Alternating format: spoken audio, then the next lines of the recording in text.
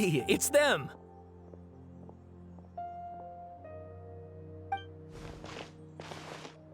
Akaba, Sawada, you're still here?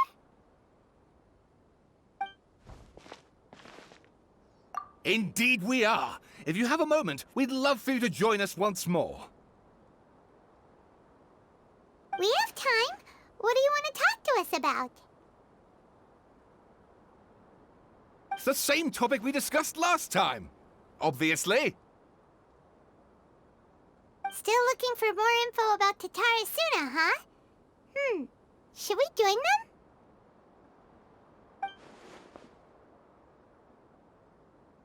Unfortunately, we haven't made any real progress.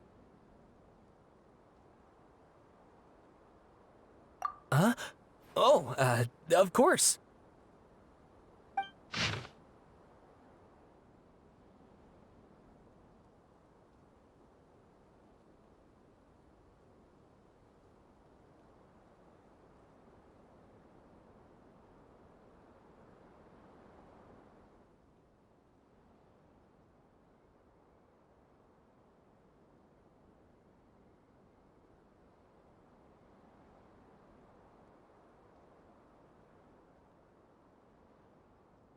I presume you'll want to read mine as well.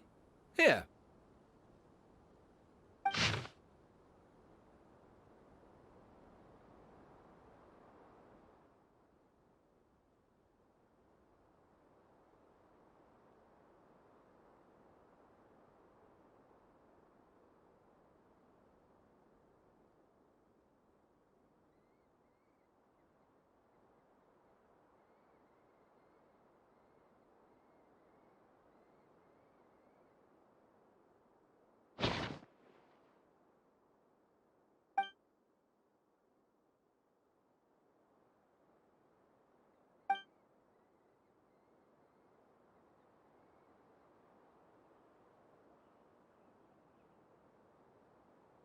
Well, what do you think? Hey, Traveler. Remember how last time Akaba was saying how he wished he could gather more information about all this? Well, we just got back from Inazuma. So how about we tell them what we learned? What did you find out? Something big? It's a long story. Basically, we have some friends in Inazuma, and...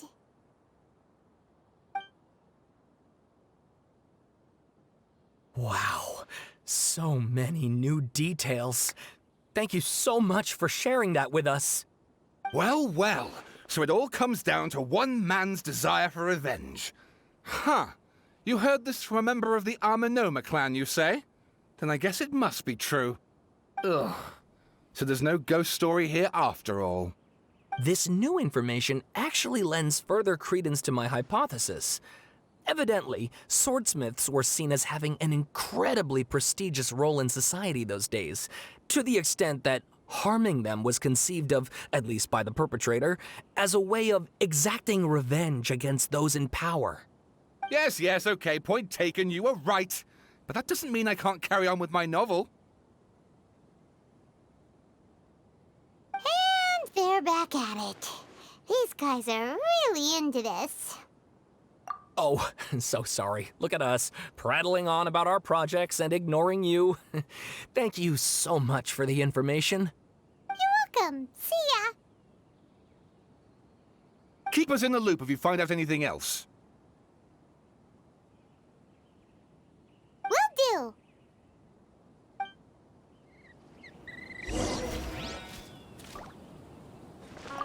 Great! I can finally move forward with my novel. But what a sad story.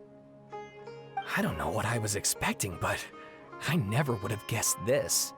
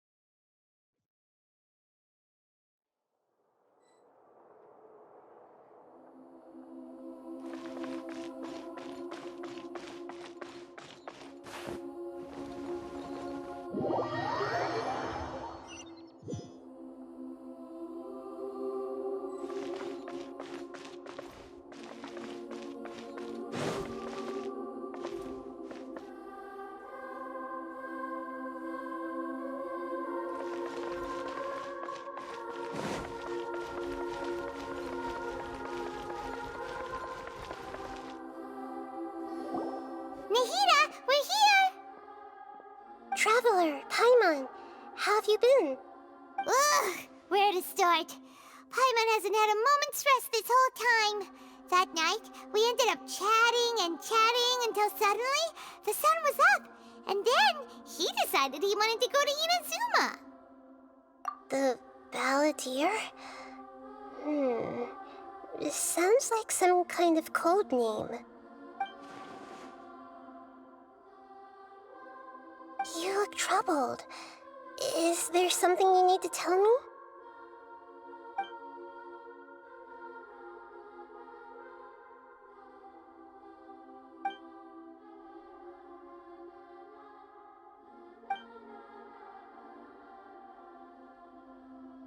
Traveler? Hey, what's wrong? You look so upset.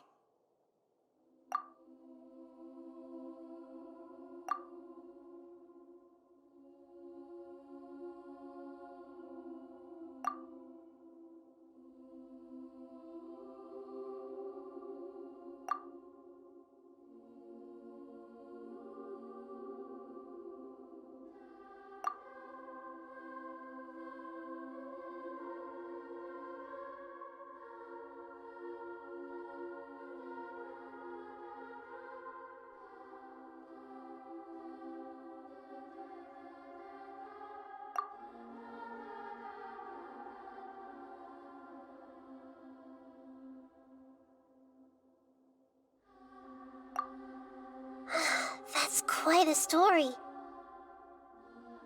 So, this puppet known as the Balladeer erased himself from Irminsul, hoping that he could change the past. But how was he even able to do that? As the Traveler said, he very nearly became Sumeru's deity. Admittedly, I remember it a little differently. I don't recall finding anyone inside the machine after we defeated it. Nevertheless, it does make sense. If someone were to successfully erase themselves from Irminsul, the world would change to reflect the new reality. So, you believe this person really existed, and we just don't remember him because... well, because he literally changed the world? Yes. Theoretically speaking, it is possible to do this. But I'm struggling to imagine the kind of person who would dare go through with it. The Traveler comes from a world beyond Tevat. That's why there's no information about him in Irminsul, and it also explains why any changes to Irminsul wouldn't affect him. So if there's anyone in the world capable of retaining memories from a past that has been rewritten, it's you. It's quite incredible when you think about it. Paimon's having a hard time understanding this Balladeer guy's motivations. Why did he do it? I can only make inferences based on the information we've been given. As for what kind of person he was, only you remember that.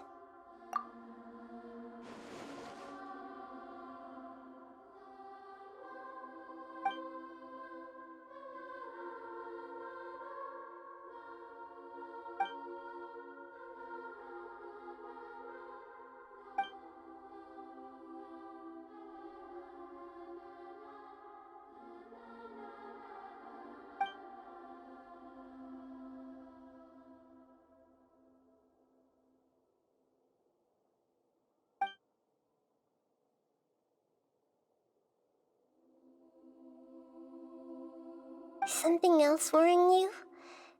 Something that you can't share?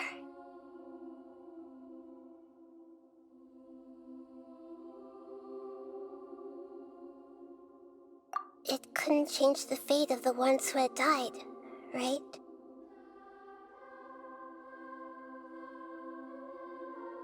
Once the Balladeer realized he hadn't been betrayed after all, it must have completely changed his view of the people of Tatarasuna. Now he saw them as friends again. He couldn't keep hating humans after that. And if he thought there was a chance he could save his old friends, it would be hard not to try. The story makes sense. Every part of it. The balladeer tried to achieve godhood with the doctor's help. He was unsuccessful, but retained the power to connect with Irminsul. That power then enabled him to change what was recorded in Irminsul and erase himself, even though he didn't have much strength left. Yeah, it does make sense, but it still ended in tragedy for his friends. It just feels so hopeless. He gave everything to do this, but it seems like he got nothing in return.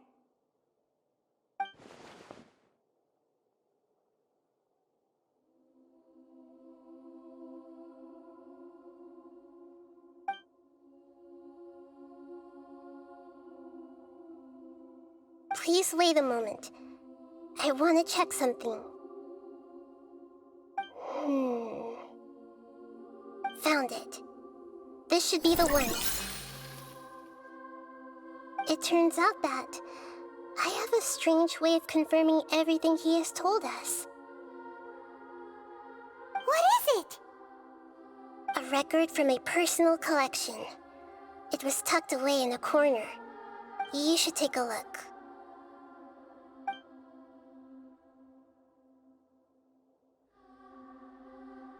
Is this a fairy tale? Who wrote it? I authored this record myself. Huh? You wrote a fairy tale that somehow has something to do with the balladeer? When combined with the Traveler's narrative, it's clear that this story is an allegory. Everything in it is a symbol for something else. Hold on. So this record survived from the past? Yes. Any information about the balladeer or the Kabukimono and other records will have been changed.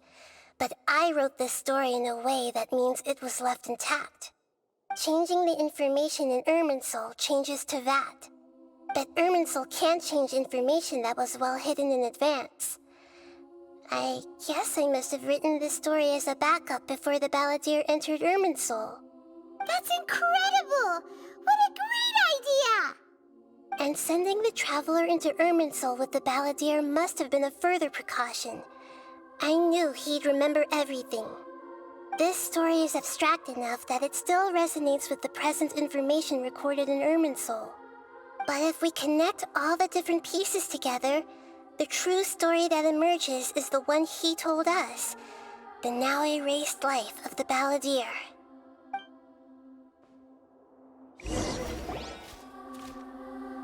There was once a lone monster draped in fox fur. The monster found a family of foxes, joined them, and they became friends. The monster lived with the family day and night, and everyone treated it as one of their own. Once in a while, the monster would take off its fox fur at night and lament to itself as it gazed at its reflection in the water. I am a monstrosity, yet they are too foolish to see it. I pity them. But the monster soon found solace when another came to live among the foxes who was not their kin. A kitten, carved from the wood of a white tree who had been abandoned by the humans.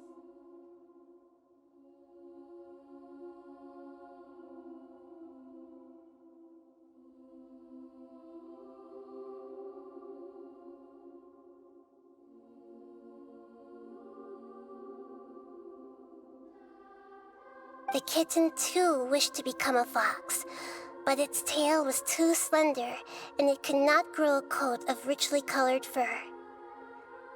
Yet when the other foxes saw this, they spoke words of comfort to the kitten. Even without a tail and fur like ours, you are still one of us.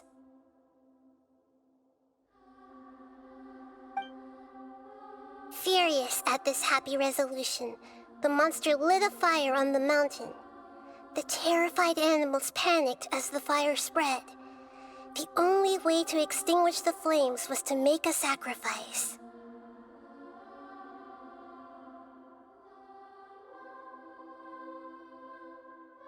a gray fox stood up and addressed the monster. It said, "You are the cleverest among us. Surely you can help us find a way to solve this." The monster smiled, led the fox toward the fire, and murdered it. The gray fox's heart was turned into a beautiful drop of water, clear, spotless, and pure.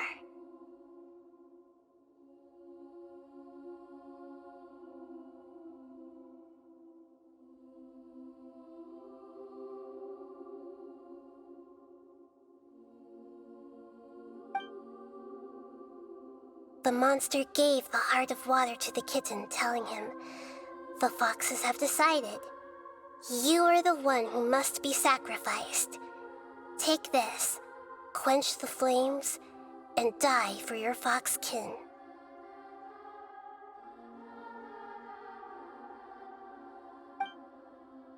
The fire was extinguished, but the kitten lived. It left that side of the mountain and found a little bird who had a broken wing. The two promised they would spend their whole lives together, but the little bird did not have long left to live. It passed away soon after. After burying the bird, the kitten left the mountain for good.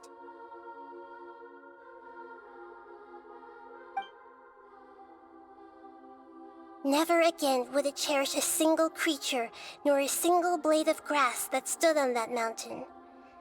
The kitten spent the nights wandering aimlessly, gnashing its teeth at the moon. How it wished to swallow the moon and devour the moonlight.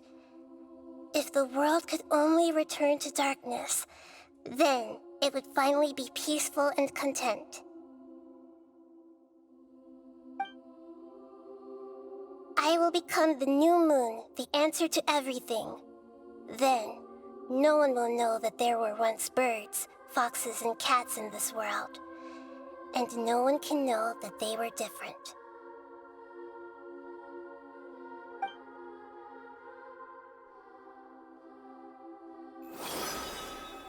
We solved it!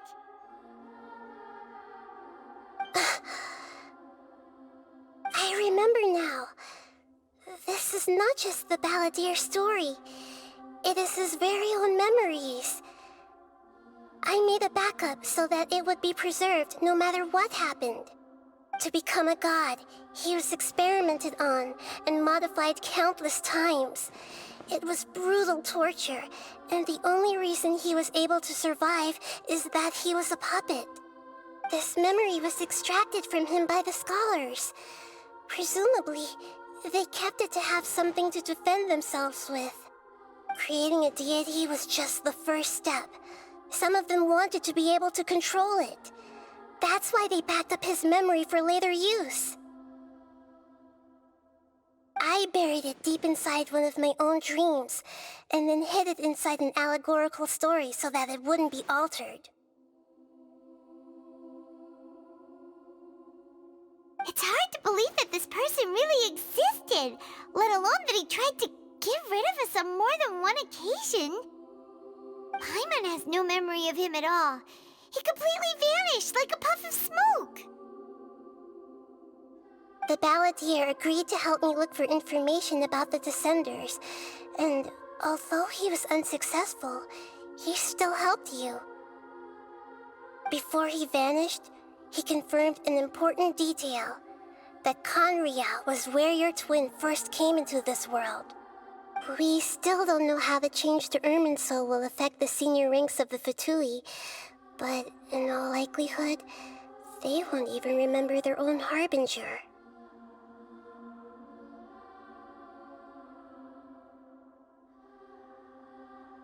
It sounds like Paimon wouldn't like this guy a whole lot if he was still around. But still, Paimon doesn't like the way it all ended that much better. This is why wisdom alone cannot answer all our questions. We look, we see, and we comprehend, but the question still troubles us.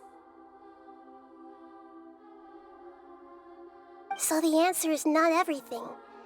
People yearn to find the truth and then conquer the troubles they face. When you give someone the truth, you give them a chance to choose their own destiny. To others looking on, this may seem like a pointless endeavor, but for him, the chance to act on his desire to disappear must have meant a lot. Never forget that even when we walk beneath dark clouds along a road filled with suffering, the light of wisdom is always there, guiding us toward a better destination. And that is what you have been doing all along. Yeah, Nahita's right. Cheer up. How about we go get something to eat? We can pick up this heavy conversation again later. Good idea. Paimon, why don't you take him out for a walk to clear his head? You got it. Come on, Traveler. You need to get out of your head for a while. You'll feel much better after taking a walk. Let's go get a snack from one of the stalls in the Grand Bazaar. That'll be sure to lift our spirits. It must be really tough being the only one who remembers all that. But Paimon's always here to help cheer you up. There's a few things I'd like to look into. You should go take a walk and try to unwind.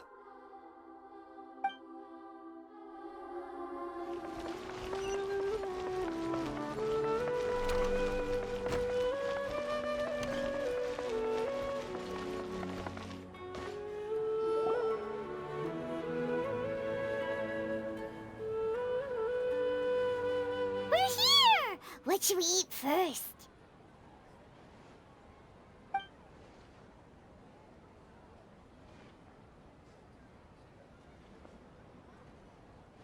Hey, are you gonna answer or what?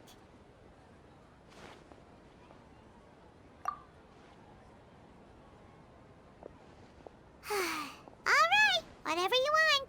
Well, Paimon will be right here when you figured stuff out. Then we can get something to eat.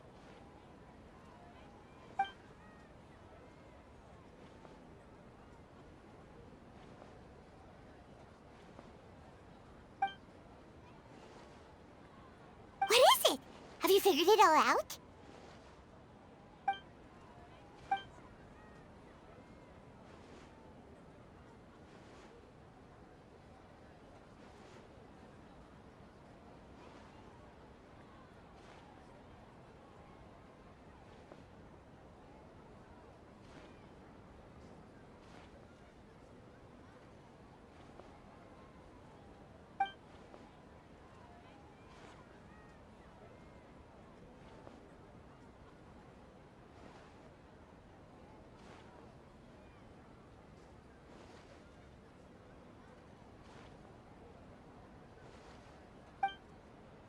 Why'd you jump up all of a sudden?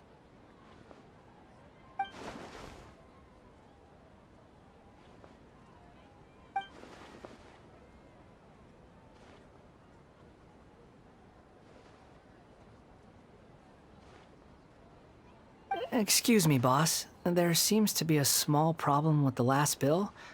Look, here.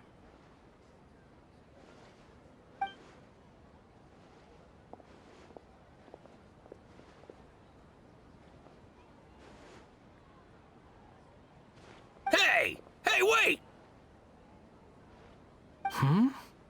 You mean me?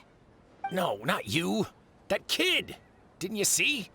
Little rascal grabbed my last 2 fresh Sunsettias and ran off. Look, if you're gonna help out here, you can't keep spacing out, okay? What is it? Work's too boring for you? Or has the big city got too many distractions? I wasn't paying close enough attention. Sorry, boss. I think you're right. Maybe it's the city. It's so exciting. It can be hard to focus. Who's that guy? You know him or something? He's who? You're a strange one, kiddo. You say you don't want any money for helping out here, and then when I actually give you some work to do, you keep letting yourself get distracted. I don't want to take advantage, so I'm happy to pay you what I'd pay anyone else. But if you keep acting like this, Pretty soon, I won't be able to afford to. No, please. I mean it. You don't need to pay me anything. I'm just so thankful you agreed to take on an outsider like me. You're welcome, I guess. But I got bigger things to worry about. Look, we're all out of Sunsetias, and I promised the lady down the street I'd deliver a fruit bowl this evening. Leave it to me. I'll find some more. Just a moment. I'll be right back. Stop. I'm gonna level with you, kiddo. I've never met a worker who said they didn't want a wage before. And at first, I got greedy. Couldn't believe my luck. But I figured you'd start asking for something in return eventually. You don't want money.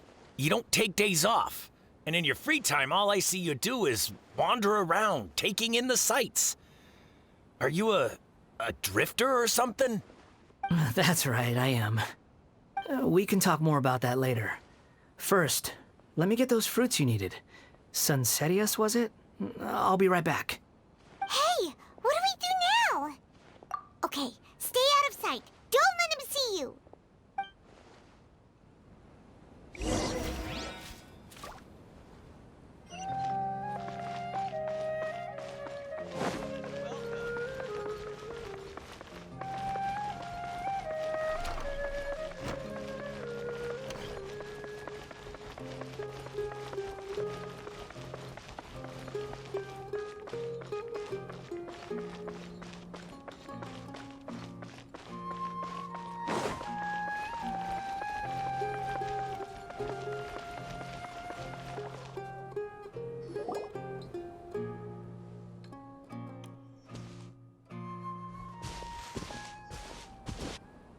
Yeah, this'll do. Even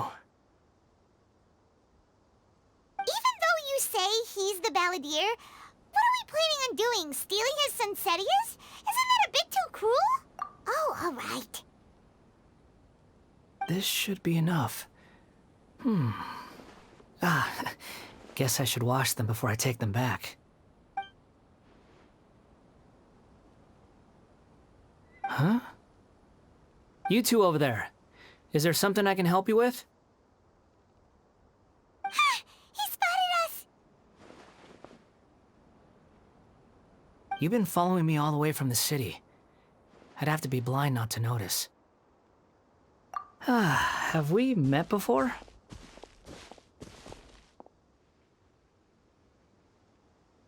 No, we haven't met. But you know me? I have no recollection. Are you absolutely sure?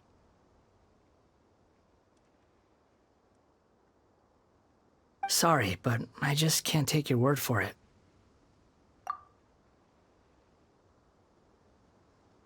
A puppet? What makes you think that? Huh? You were right! The look on his face! I guess you do know me after all. That is not something I share with a lot of people. Look, I'm just a wanderer. But seeing as you've gone through all this trouble to track me down, I'm sure whatever it is must be important. Okay, but please let me deliver these goods to my boss first. Are you really working for that guy? He said you don't want any more for it. Is that true? Yes, I ran into him out in the wilderness during a storm, and he let me take shelter in his cart. In return, I said I'd be his helper for a while. That's oddly nice of you. Let me take these back. Then I'll come with you, okay? Then let's return to the city.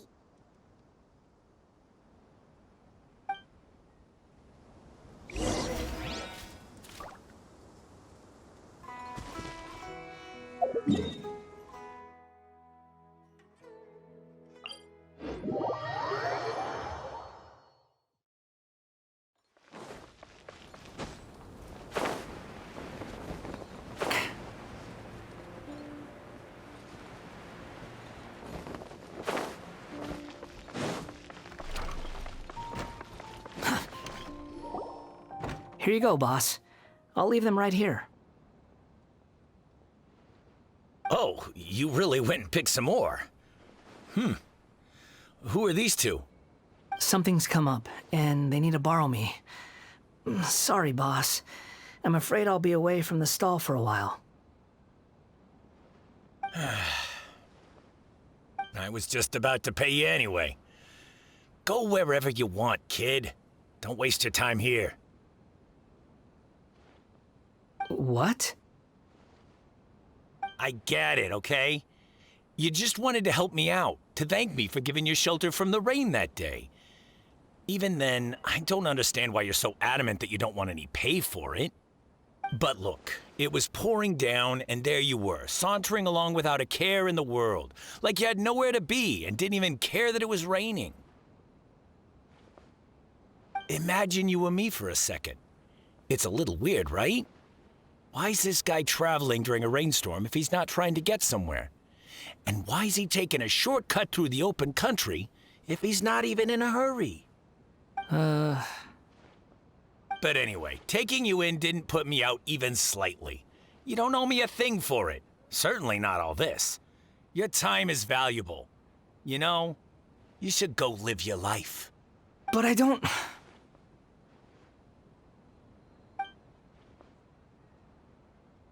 No, you're right.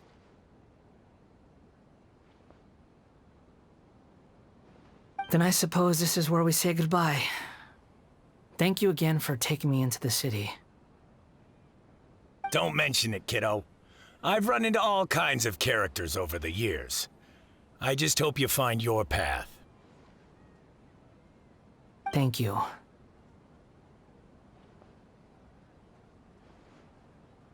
All right, done.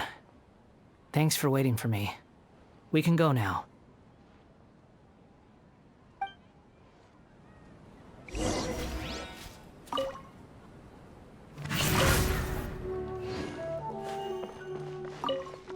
Don't worry about me.